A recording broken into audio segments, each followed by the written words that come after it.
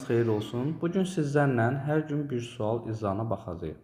Uşaqlar, onu da qeyd edim ki, sualların izahını verərkən bəzən olur, məsələn, hər hansısa bir yanlışlıq ola bilər və bugün həmin o yanlış cavab verdiyim sualların birinin də izahına baxacağıq. Belə ki, qanunvericilikdən 100 sual izahı var mənim YouTube kanalımda. O videoya baxa bilərsiniz. Orada 76-cı sualın izahında nə idi yanlış məsələsi? Gözümüzdən qaçıb Bakı şəhər prokurorluğu ilə bağlı olan məsələdir.